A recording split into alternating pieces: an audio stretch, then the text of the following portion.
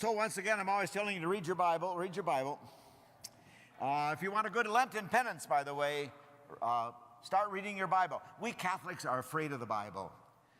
Many people say it's confusing, it's difficult, and some parts are. But today's gospel, as an example, is another example how easy it is. Jesus starts off today's gospel, Luke's gospel, by talking about the blind leading the blind, that we are more conscious of the faults of others than we are of our own faults, especially those people close to us, people who live with us. Think about the things that irritate you about the people around you, because it's very easy for us to see that.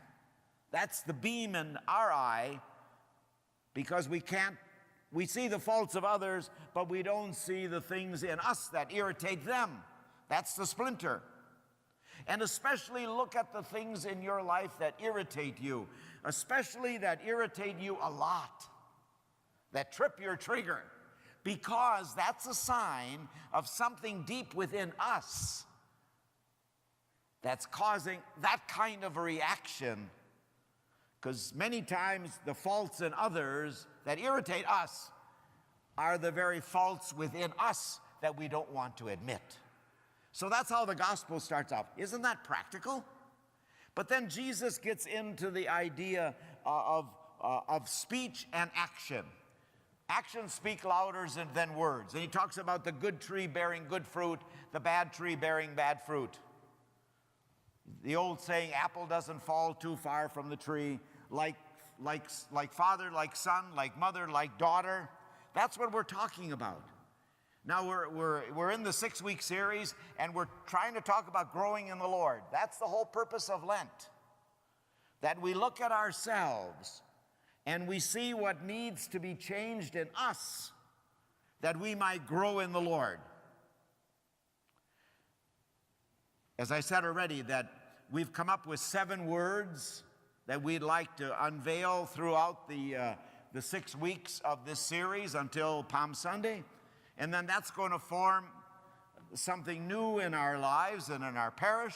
And the word that we're working on this week is stewardship. You saw it on the orders of worship, and you see it, if the screen goes up, you see it on the wall. Now, the problem is we got the wrong idea of stewardship. I bet when I mention stewardship, you think of money, right? That's part of it, of course. But don't get nervous. We're not starting a new capital campaign. We're not going to build anything and so on. But think of the word steward, because I think that opens up the avenue of what steward is. What is a steward? Some of us go to fine restaurants once in a while, and there is a wine steward. Even if you haven't been there, a steward is somebody who is in charge of something through his own service to promote the work of the master. The wine steward is there, charge of the wine, to promote the good of the restaurant, for instance. Well, we are stewards of Christ. We are entrusted to take the works of Jesus and manage them in this world so that his message will be promoted or encouraged or spread. To do that, we follow the image of Jesus, which is self-denial.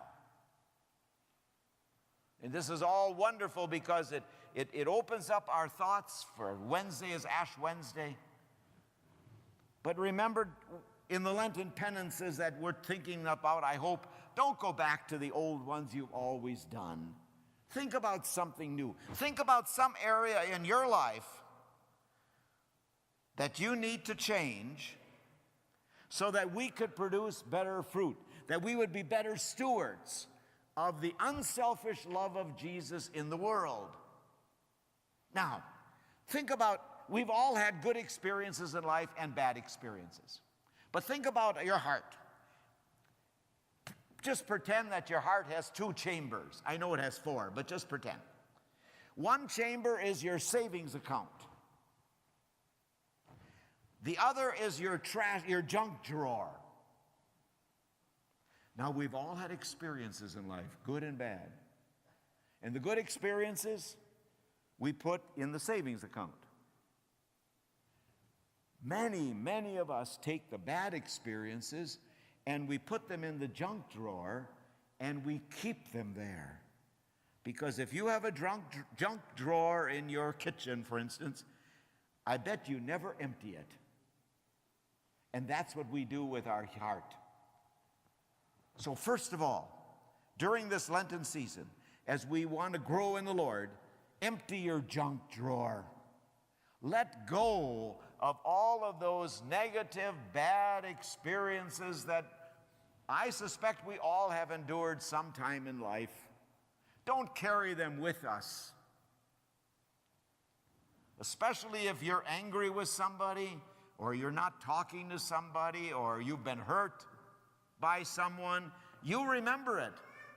But remember, they don't. By you carrying it, you are adding to your burden. You're hurting yourself rather than the person that you might be involved in this memory. Empty your junk drawer so that your heart and the savings account would be lighter and be able to be a better steward of God's gifts to us. Now, to do that, we have to remember that we're not the center of the world. That's one of our Western problems because of our individualism. We think we're the center of the world, that everything has to be done our way. To grow, to be better stewards, we have to realize that everything is a gift from God. Think about it. The time that we have on this world. Think about our talents, even our finances. They're all gifts that we deny ourselves of to be of greater service of others in the image of Christ. That's the challenge. Get ready for Lent. Think about being a better steward of the unselfish love of Christ.